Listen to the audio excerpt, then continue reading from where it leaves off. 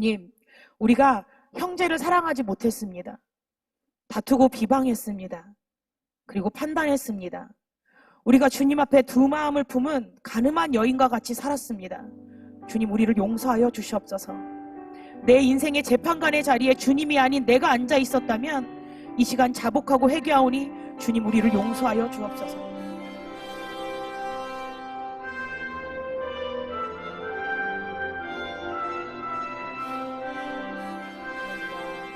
네, 이 수요일 밤에 은혜를 사모하며 나온 성도님들의 삶 가운데 하나님의 넘치는 은혜가 있기를 기도합니다. 어떤 여자가 이혼을 하고요, 고향으로 내려왔다고 합니다. 그래서 마음을 추스린다는 핑계로 하루 이틀 시간을 보내고 있는데 거기서 오랜만에 고향 친구를 만난 거예요. 사실 이 고향 친구와 이 여자는 예전에 굉장히 친했습니다. 그런데 무슨 일을 할 때 이 고향 친구가 자꾸 자신에게 바른 말을 하는 거예요. 야, 너 그거 아닌 것 같아. 너 그렇게 하면 안 되지. 그 남자가 막 너 진짜 사랑하는 거 맞아? 막 이런 식으로 자꾸 이야기를 하다 보니까 좋은 말도 한두 번이고 사실 그 친구가 하는 말이 맞기는 하지만 계속 듣다 보니까 힘든 거예요. 그래서 둘의 관계가 소원해졌습니다. 그리고 나서 이혼을 하고 다시 고향에 와서 이 친구를 만난 겁니다. 그래서 이 친구가 다시 이제 가까워졌어요. 그리고 나니까 애틋해진 거죠. 근데 이 고향 친구가 이 친구에게 힘을 주면서 너 옛날에 디저트 같은 거 되게 잘 만들었잖아. 그러니까 한번 이런 걸로 가게를 내보면 어때? 요즘에는 뭐 인터넷으로 홍보도 하고 한다더라고. 이렇게 해서 가게를 열게 되었습니다. 그 친구가 적극적으로 도와줘서요. 근데 이 친구의 가게가 잘 된 거예요. 인터넷에 맛집이 되고 막 여기저기 소문이 나고 그러면서 어느샌가부터 그 고향 친구와 연락이 이제 뜸해지기 시작을 한 것입니다. 근데 어느 날 이 디저트 가게를 하던 친구가요, 쓰러진 거예요. 그래서 급성 뇌졸중으로 쓰러져서 편마비 증세가 오고 이제 치료를 받게 됐습니다. 정말 하루아침에 날벼락이었던 거죠. 결국 잘 되던 가게도 문을 닫았습니다. 재활 치료를 하면서 하루하루를 보내고 있는데 가게 건물주인에게 연락이 온 거예요. 이제 그 가게를 다른 사람에게 넘겼는데 문이 마음에 안 든다고 바꿔달라고 했다는 겁니다.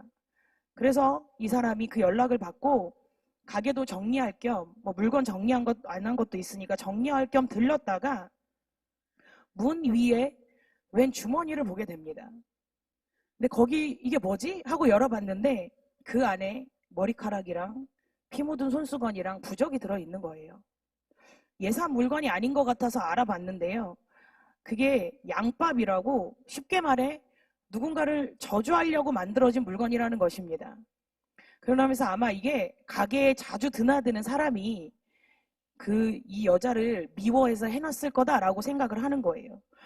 그래서 누가 이런 일을 해버렸을까 고민을 하는데 문득 떠오르는 한 사람이 있는 거예요. 누굴까요? 그 친구인 거예요. 설마 하는 생각으로 그 친구를 만났습니다. 그랬더니 그 친구가 너무 쉽게 인정을 하는 거죠. 그래서 도대체 왜 그랬냐고 물어봤어요. 그랬더니 그 친구가 이렇게 대답을 했다고 합니다. 아니, 네가 나보다 잘 살면 안 되는 거잖아. 네. 그리고 며칠 뒤에 그 친구의 부고 문자를 받았다는 이야기를 들은 적이 있습니다. 아, 저는요, 이 귀신 안 나오는데 이렇게 섬뜩하고 무서운 얘기를 사실 처음 들어봤어요. 근데 이 이야기를 들으면서 사람의 본성이 얼마나 악한지 대변해주는 이야기인 것 같았어요. 우리나라 속담에도 보면 그런 이야기가 있잖아요. 사촌이 땅을 사면 배가 아프다. 그리고 이 땅에서 다른 사람들을 밟고라도 성공해야 한다. 이런 생각들이 세상 가운데 너무나 만연하게 있습니다. 나보다 남이 잘 되면 안 되고 막 이런 것들이 있는데요. 그런데 사실 곰곰이 생각해 보면 세상에서만 이런 일들이 있는 게 아닙니다. 교회 안에도요. 얼마나 많은 시기와 질투, 모함, 다툼들이 있나요? 드러나진 않았지만 사실 대부분의 교회에 고질적으로 겪고 있는 문제들이 이런 문제가 아닌가요? 성도라고 이야기하고 있는데 그 안에서 무리짓고 다툽니다. 모임을 하라고 모이라고 했는데 서로 교제하고 하나님의 은혜를 나누는 게 아니라 모이면 이런저런 험담을 하고 비방을 하는 일이 비일비재합니다. 그런데 이런 문제가 언제부터 있었는가? 교회가 시작되는 초대 교회에서부터 이런 문제들이 있었음을 알 수 있습니다. 즉 교회가 존재하면서부터 이런 문제들이 함께 존재한 거예요. 오늘 야고보 역시 그 당시에 교회 안에 이런 문제들을 지적하고 있습니다. 그러면서 이런 일이 일어나는 원인이 무엇인가에 대해 이야기합니다. 우리가 지난번에도 이 야고보서에 대해서 이야기했지만 야고보서는요, 믿는다면 행동으로 반드시 그 믿음이 드러나야 한다라고 실천을 강조한 서신이에요. 그 이야기는 우리의 행동이 곧 믿음의 실체라는 것입니다. 지금 우리가 여기 나와서 수요 예배를 드리는 거예요. 기도를 오래 하는 거예요. 말씀을 아무리 많이 읽고 막 찬양할 때 은혜 받았다고 손드는 거, 즉 교회 안에서 예배 드릴 때 보여지는 모습이 우리의 믿음의 실체가 아니고요. 우리의 행동이 바로 우리의 믿음의 실체라는 것입니다. 다시 말하면 우리의 믿음은 우리의 삶으로, 행함으로 입증되고 있다는 것입니다. 이 야고보서가 유대인 기독교인들에게 쓰여진 편지라고 했습니다. 이들이 동족의 위험을 받고 그리고 뿔뿔이 흩어져서 이방 지역에서 배교의 위험 가운데 있는 그 상황을 살고 있다고 했잖아요. 그러면서 이 사람들이 타협하는 거죠. 난 하나님을 믿어. 마음으로 믿고 있어. 이거면 된 거야. 왜? 바울도 믿음으로 의롭다 함을 받는다고 이야기했잖아. 이렇게 이야기하는 사람들에게 세상을 살면서 세상의 잘못된 모습을 나도 모르게 교회 안으로 끌어들이는 성도들에게 그렇게 사는 것은 믿음 없는 것이다 라고 말하고 있는 것입니다. 그러면서 지금 교회 안에 어떤 문제들이 일어나나 1절에 보면 너희 중에 싸움이 어디로부터, 다툼이 어디로부터 나느냐. 2절에도 이야기합니다. 너희는 욕심을 내어도 얻지 못하며 살인하며 시기하여도 능히 취하지 못함으로 다투고 싸우는도다. 교회 안에 지금 무슨 문제들이 있다는 거예요. 싸움의 문제, 다툼의 문제 뿐만이 아니라 욕심, 살인, 시기 이런 일들이 일어난다는 거예요. 여기서 싸움이나 다툼은요, 집단 간에 그리고 개인 간의 분쟁들을 이야기합니다. 그러니까 교회 안에서 개인끼리 싸우고 있고, 속회하라고 모이라고 했더니 속회끼리 싸우고 있고, 성교회하라고 모이라고 했더니 성교회끼리 싸우고 있다는 거예요. 이런 일들이 일어나는 원인이 무엇 때문이라고 이야기하나요? 너 때문에? 아무리 생각해도 그 집사가 잘못했기 때문에? 아니면 그 사람이 먼저 욕먹을 짓을 하고 시비를 걸었으니까 이런 일이 일어난다고 이야기하나요? 아닙니다. 1절에 이야기합니다. 너희 지체 중에서 싸우는 정욕으로부터 나는 것이 아니냐. 3절 또한 구하여도 받지 못함은 정욕으로 쓰려고 잘못 구하기 때문이라. 야고보는 이 문제들에 관해 아주 단호하게 이야기합니다. 이건 바로 정욕, 인간의 욕심 때문이다라는 거예요. 사람은요, 본능적으로 자신이 잘못한 일이 드러날 때 어떻게 하나요? 핑계를 대려고 합니다. 이유를 다른 곳에서 찾으려고 해요. 세상도 그렇게 유혹을 합니다. 지금 싸우는 원인, 다투는 원인은 다른 사람 때문이야. 아니면 사회 때문이야. 나라가 잘못했고 제도가 잘못됐어. 그 원인을 외부에서 찾게 하거든요. 그러나 야고보는 이것이 개인의 정욕 때문이라고 말합니다. 여기서 정욕은요, 하나님을 떠나서 쾌락주의에 빠져서 살아가는 모습을 의미해요. 인간은 쾌락적인 삶의 만족을 얻기 위해 끊임없이 욕망을 키워가는 존재입니다. 탐욕스럽고 다투기 좋아하고 남 위에 군림하려고 하는 욕망들, 그 욕망들 때문에 이웃에 대해 피해를 입힌다는 것도 서슴지 않는, 그래서 결국 싸움과 다툼의 원인이 되는 것입니다. 우리는 그리스도의 몸된 지체로서 서로 화목하고 합력하여 선을 이루어야 하는데 각자의 정욕에 이끌려 싸우고 있다는 것입니다. 그리고 그 결과 욕심, 살인, 시기 같은 이런 악한 열매들이 맺히고 있다는 거예요. 그렇기에 그들은 자신의 정욕대로 구하고 받지 못하는 결과를 얻게 되는 것입니다. 이런 모습을 바라보면서 야고보는 이들을 강하게 책망하고 있습니다. 성도라고 하지만, 예수님을 믿는다고 이야기하지만 말로만 믿고 삶으로 그 믿음에 드러나지 않는, 그래서 여전히 세상에서와 같이 정욕에 얽매여서 살아가는 사람들을 향해 4절에 뭐라고 이야기하냐면요, 가늠한 여인들아 라고 말하고 있습니다. 이들의 모습이 가늠한 여인과 같다는 것입니다. 하나님과 맺은 언약을 파기하고 영적 타락을 일삼는 사람들, 이런 성도들이 영적 간음을 하고 있다는 거예요. 요한계시록 19장 7절에 보면은 우리가 즐거워하고 크게 기뻐하며 그에게 영광을 돌리세 어린 양의 혼인 기약이 이르렀고 그의 아내가 자신을 준비하였으므로. 예수 그리스도는 신랑이고 성도는 신부라고 이야기합니다. 그러니 신부로서 신랑인 예수님만 사랑해야 하는데요.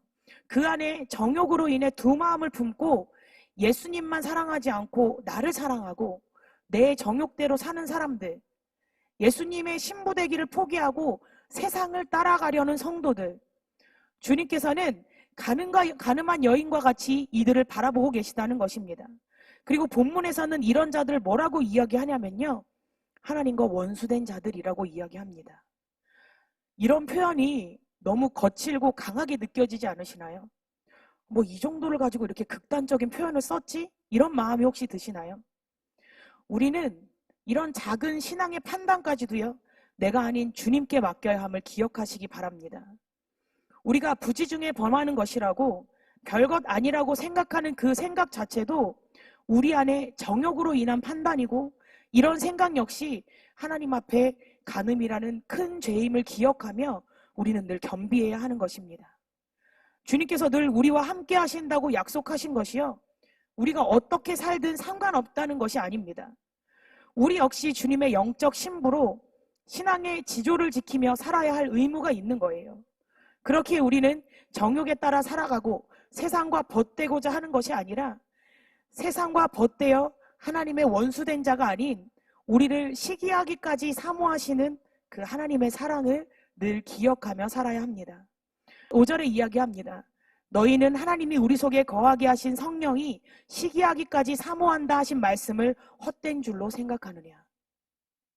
우리에 대한 하나님의 사랑이 이렇게 질투하실 정도로 강한 사랑이라는 것입니다. 신부인 성도를 향한 남편인 하나님의 사랑은 한마디로 질투할 정도로 불타는 사랑이라는 것입니다. 사랑은요, 독점적입니다. 누군가 나눌 수 없어요. 혹시 여기 남편을 다른 여자와 공유하고 계신 분들이 계신가요? 아니면 보내고 싶으신 분들이 계신가요? 반대로 아내를 다른 남편과 공유해서 써도 괜찮다라는 생각이 드시는 분들이 계신가요?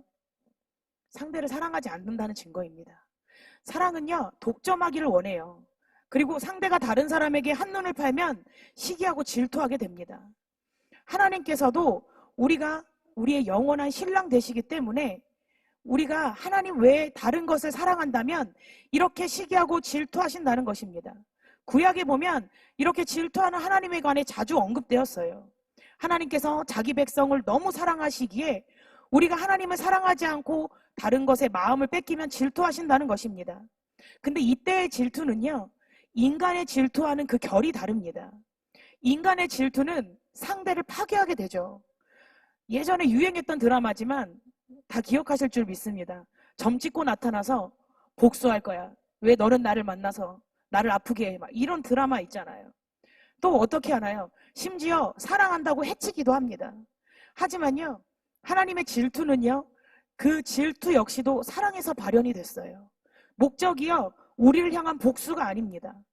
우리와 하나님이 다시 정상적인 관계로 회복되길 원하시는 거예요. 왜요? 하나님과 바른 관계에 있는 자들만이 진정한 구원을 얻을 수 있기 때문입니다.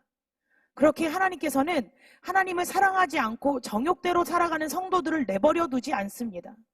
징계를 통해 다시 하나님께로 돌아옴으로 그가 회복되길 원하고 계시는 것입니다. 오늘 본문에 보면 정욕을 따라 살아가는 자들이 보이는 모습이 또 있습니다. 11절에 보면 형제들아 서로 비방하지 말라. 형제를 비방하는 자나 형제를 판단하는 자는 곧 율법을 비방하고 율법을 판단하는 것이라. 내가 만일 율법을 판단하면 율법의 준행자가 아니오 재판관이로다. 정욕에 따라 살아가는 사람들은 모든 삶의 기준이 누가 되는지 아시나요? 바로 내가 됩니다. 그래서 나만 알고 나만 맞다고 생각을 해요. 그리고 그런 생각을 하는 사람들은 교만한 모습을 낳고요. 그리고 다른 사람들을 내 기준으로 비방하고 판단하게 됩니다. 이런 모습에 관해서 야고보는 율법을 비방하고 판단하는 행위라고 말하고 있어요. 왜 그럴까요? 본문에서 율법은요, 모세의 율법을 의미해요. 하나님은 시내산에서 모세에게 이스라엘 백성들에게 십계명을 주도록 모세를 통해 그 율법을 허락하셨습니다. 이 율법이 모세에 의해서 출애굽기, 레위기, 민수기에 기록되어 있죠. 그리고 예수님께서는 이 율법의 본질에 대해서 두 가지로 말씀하셨습니다. 우리가 잘 알고 있는 것처럼 첫 번째로는 하나님을 마음과 목숨과 뜻과 힘을 다해 사랑하는 것입니다. 그리고 두 번째는 무엇인가요? 이웃을 내 몸과 같이 사랑하는 것입니다. 이것이 율법의 핵심이고요. 성도로서 마땅히 지켜야 할 명령이고 본분인 것입니다. 그런데 성도들이 다른 형제들을 비판하고 있고 판단하고 있다면 이것은 율법의 핵심인 그 사랑의 본분을 어기게 되는 거예요. 또 율법을 대적하게 되는 것입니다. 누군가를 판단하는 것, 이것은 누구의 역할인가요? 재판관의 역할입니다. 그리고 우리에게 재판관은 하나님 오직 한 분이십니다. 그런데 성도가 형제를 비방하고 판단한다면 하나님이 계셔야 할 그 재판관의 자리에 누구를 올리고 있는 건가요? 나를 올리고 있는 거예요. 이거는요, 이 내면에는 하나님과 대등해지려는 그 정욕이 숨어 있는 것입니다. 이 마음은 사탄이 가졌던 마음이고요. 그의 교만한 마음과 같습니다.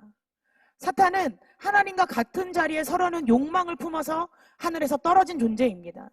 그리고 그가 태초에 인간에게 교만을 불어넣어서 인류 최초로 죄를 짓게 만들었잖아요.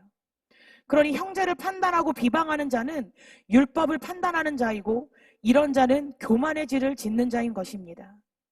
그런 자들에게 오늘 야고보는 이야기합니다. 12절, 입법자와 재판관은 오직 한 분이시니 능히 구원하기도 하시며 멸하기도 하시느니라. 너는 누구이기에 이웃을 판단하느냐. 진정한 입법자와 재판관은 오직 하나님 한 분이라고 분명히 말하고 있습니다. 성도의 역할은 무엇인가요? 단지 하나님의 뜻에 따라 하나님을 사랑하고 이웃을 사랑하는 것입니다. 우리에게는 누군가를 평가할 권리가 없음을 기억하시기 바랍니다. 오직 하나님 한 분만이 입법자이고 재판관이십니다. 하나님께서는 겸손한 자를 구원하실 수도 있고요. 교만한 자를 멸할 수도 있는 권능이 있습니다. 그런데 초대교회 성도들은요, 형제를 사랑하며 하나님을 인정한 것이 아니라 형제를 판단하고 비방하며 하나님의 권위를 침범하고 있는 거예요. 그런 자들을 향해 야고보는 너는 누구이기에 이웃을 판단하느냐라고 질문합니다. 쉽게 얘기하면 네가 뭔데 그러고 다니냐 이러는 거예요. 네 주제나 바로 알아라 라는 거예요. 이런 자들의 교만을 지적하며 자신의 정체성이 확인될 것을 요구하고 있는 것입니다. 왜냐하면 14절, 내일 일을 너희가 알지 못하는도다. 너희 생명이 무엇이냐? 너희는 잠깐 보이다가 없어지는 안개니라. 인간은 스스로의 힘으로 살아가는 존재가 아니기 때문입니다. 나의 계획과 나의 힘과 나의 능력으로 살고 있다고 착각하며 살아가지만 안개와 같이 잠깐 보이다가 사라지는 허무한 존재인 겁니다. 그리고 모든 인간은 생명은 주님께서 주관하고 계시는 것입니다. 그렇기에 불확실한 미래, 명확한 것이 아무것도 없는 인생을 살아가고 있는 거예요. 우리가 오늘과 내일을 말하는 것은 분에 넘치는 일입니다. 사실 여기 있는 누구도 내일까지 살아있을 것을 확실히 보장할 수 있는 분들이 있으신가요? 그런데도 자신의 생각으로 모든 것을 결정하고 계획하고 판단하고 있다는 것입니다. 그리고 15절, 너희가 도리어 말하기를 주의 뜻이면 우리가 살기도 하고 이것이나 저것을 하리라 할 것이거늘. 여기서 도리어라는 뜻은요, 무엇에 대항하다, 반대하다라는 뜻이 있어요. 즉 하나님의 뜻에 대항하여 살고 있지만 내 맘대로 내 생각대로 계획하고 결정하고 나서 그 이후에 이게 하나님의 뜻이냐 교모히 위장하며 살아가고 있다는 것입니다. 먼저 내 욕심대로 생각하고 행하고 그런 다음에 하나님 앞에 보고하는 거예요. 이 모든 것이 하나님 앞에 죄가 된다고 이야기하고 있습니다. 그리고 17절에 그러므로 사람이 선을 행할 줄 알고도 행하지 아니하면 죄니라. 믿는다고 안다고 이야기만 하고 삶을 통해 행함으로 나타나지 않는다면, 그냥 말을 잘하는 성도로 살아간다면 그것이 죄라고 오늘 야고보는 강하게 이야기하고 있습니다. 그렇다면 우리는 하나님과 바른 관계를 맺는 성도로서 어떻게 살아가야 할까요? 8절에 이야기합니다. 하나님을 가까이 하라. 그리하면 너희를 가까이 하시리라. 죄인들아 손을 깨끗이 하라. 두 마음을 품은 자들아 마음을 성결하게 하라. 바로 하나님 앞에 회개하고 성결히 나아가야 한다는 것입니다. 야고보가 부르는 죄인들은 누구를 의미하나요? 두 마음 품은 자들은 누구를 의미하나요? 하나님과 세상을 동시에 사랑하는 영적 가늠한 자들을 의미합니다. 그런 자들을 향해 야고보는 하나님을 가까이 하라라고 말하고 있습니다. 이것이 먼저예요. 저희 막내가 요즘에 바보라는 말을 배웠어요. 그래서 바보 하고 다닙니다. 그런 말을 하면 어떻게 될까요? 강한 징계가 임하게 되거든요. 근데 이 아이가 아직 그 말을 해방되지 못하고 어제도 혼자 쫑알쫑알 거리다가 엄마 바보를 해버린 거예요. 그래서 혼났습니다. 그런 말 하면 안 돼. 근데 요즘 미운 4살이라서 잘못했어요 말을 안 해요. 이제 자존심이 상하나 봐요. 그래서 입을 꾹 닫고 대답하지 않고 울기만 하는 거예요. 어떻게 됐을까요? 엄마와 오늘 못 자. 이 벌이 내렸습니다. 너 오늘 아빠랑 자는 거야. 네. 너무 가혹한가요? 그리고 자려고 불을 끄고 이제 누웠더니 이 아이가 어떻게 했을까요? 저에게 와서 울며 안기는 거예요. 저리 가라고 해도 잘못했다고 안기고 웁니다. 그럼 제가 어떻게 할까요? 그래도 아빠하고 자 했을까요? 아니에요.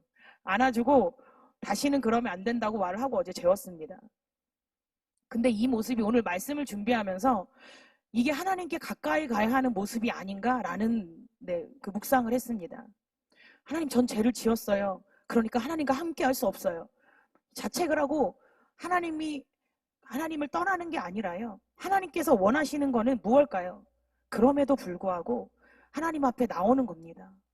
죄를 지은 중에도 범죄한 중에도 하나님 앞에 나와서 하나님 잘못했어요. 울며 회개하는 자들에게 하나님이 다시 긍휼을 베푸시는 거예요. 그렇게 회개함으로 손을 깨끗이 하고 마음을 성결하게 하라는 거예요. 이 회개는 언제 나오는지 아시나요? 마음속에 내가 왕이야. 내가 잘했어. 이 정욕에 가득 차 있잖아요. 그러면 절대 회개가 나오지 않습니다.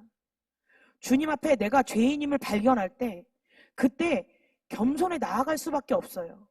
주님의 그 거룩함에 내가 비춰져서 내가 얼마나 죄인된 존재인지를 알 때 자연스럽게 나오는 반응이 그 회개인 것입니다. 내 안에 가득 찬 정욕들, 이 무수한 정욕들로 인해 내가 죽을 수밖에 없는 죄인인데 오직 주님의 은혜로 구원받았음을 알 때 이때 회개가 나올 수밖에 없는 것입니다. 그런 주님의 은혜로 사는데 수시로 내 안에 무엇이 찾아오나요? 죄의 유혹이 찾아와서 흔듭니다. 정욕이 나를 여전히 붙잡고 있습니다. 그때 고백하게 되는 거예요. 사도 바울처럼 내가 죄인 중에 괴수구나. 이렇게 고백할 수밖에 없고 겸손해질 수밖에 없는 것입니다. 9절 슬퍼하며 애통하며 울지어다. 너희 웃음을 애통으로 너희 즐거움을 근심으로 바꿀지어다. 주님이 내 삶의 주인이 되신다면 그분의 거룩함 앞에 우리가 비춰진다면 우리는 슬퍼하고 애통하고 근심할 수밖에 없어요. 여기서 웃음과 즐거움은요, 죄 가운데 있으면서 죄를 지으면서 마음에 아무런 찔림 없이 그냥 계속 그 죄의 쾌락 속에 있는 것을 의미합니다. 죄인들과 두 마음을 품은 자들, 하나님에 대한 경외함이 없이 세상이 주는 기쁨으로 웃고 즐겁고 만족한 것을 이야기해요. 야고보는 이런 성도들에게요, 하나님 앞으로 가까이 나와서 진정한 자신의 실체를 들여다보라고 말하고 있습니다.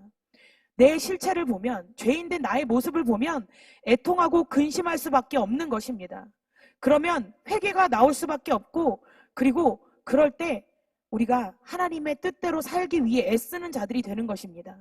그리고 그런 삶을 살 때 우리에게 어떤 축복이 주어지는가? 6절에 이야기합니다. 그러나 더욱 큰 은혜를 주시나니 그러므로 일렀을 때 하나님이 교만한 자를 물리치시고 겸손한 자에게 은혜를 주신다 하였느니라. 또한 10절 주 앞에서 낮추라. 그리하면 주께서 너희를 높이시리라. 하나님 앞에서 자신의 악한 욕망을 누르고 하나님의 말씀에 순종해 형제와 화목하며 살기를 원하는, 하나님을 사랑하는 마음으로 형제를 사랑하는 자들에게 하나님께서 참된 은혜와 사랑을 베푸십니다. 뿐만 아니라 하나님께서 이들을 높이신다는 것입니다. 정욕에 휩싸여서 내 뜻대로 내 힘으로 할 때는요, 아무리 노력해도 이룰 수 없는 것들, 할 수 없었던 것들이 전능하신 하나님 앞에 겸손히 나의 모든 것을 내려놓고 온전히 그 뜻에 순종하며 살아갈 때 하나님은 그를 기뻐하시고 높이시는 역사를 바라보게 된다는 겁니다. 여기서 높이신다는 거는요, 느부갓네살 왕의 이야기를 이야기합니다. 느부갓네살 왕이 소처럼 풀을 뜯어먹으면서 그 징계의 기간을 지냈잖아요. 그리고 그것이 끝나고 회개하며 하나님을 찬양할 때 다시 왕으로 등극시켜 주셨던 그 높아짐을 의미하는 것입니다.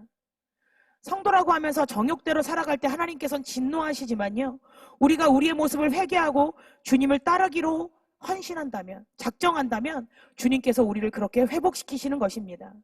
또한 주님이 다시 오실 때 그 영광의 자리로 우리를 높이시고 참여케 하시는 것입니다. 그 은혜를 누리는 우리 모두가 되길 원합니다. 그 은혜를 사모하는 우리가 되길 원합니다. 오늘 이 말씀이 우리의 삶에 비춰지는 시간이 되길 원합니다. 혹 우리의 마음 가운데 찔리는 마음이 든다면, 생각나는 죄들이 있다면 우리가 하나님 앞에 회개하며 나아가기 원합니다. 주님 앞에 우리를 낮추시기 원합니다. 손을 깨끗해 하고 마음을 성결하게 하길 원합니다. 애통하는 마음으로 슬퍼하며 주님 앞에 근심하며 나아가는 우리가 되기 원합니다. 그리하여 입으로만 주님을 이야기하고 믿는다고 고백하는 삶이 아니라 우리의 모든 삶을 통하여 주님의 영광이 드러나는 삶을 살아가는 우리가 되기를 기도합니다. 이 시간 우리 함께 기도하며 나아가기 원합니다. 사랑과 은혜가 많으신 하나님 아버지, 우리가 주님 앞에 얼마나 크고 놀라운 사랑을 받았는지 이 시간 먼저 깨닫게 하여 주심을 감사합니다. 그런 사랑을 받은 우리가 교만하여 우리의 정욕대로 두 마음을 품고 가늠한 여인같이 살았습니다. 형제를 비방하고 판단하며 하나님이 재판관이셔야 할 자리에 내가 오르는 교만한 삶을 살았습니다. 이 시간 그 모든 죄를 회개하오니 용서하여 주옵소서. 우리가 이 땅에서 주님의 정결한 신부로 살아가게 하여 주시고 주님의 영광을 위하여 살아가는 우리가 되게 하여 주시옵소서. 이 시대를 살아갈 때에 세상 사람들처럼 정욕을 살아가는 것이 아니라 하나님, 유혹의 순간 가운데에서도 온전히 주님을 의지함으로 주님의 뜻을 이루는 우리가 되길 원하오니 주님 늘 우리와 함께하여 주시옵소서. 주님의 은혜를 기대하며 예수님의 이름으로 기도합니다. 아멘.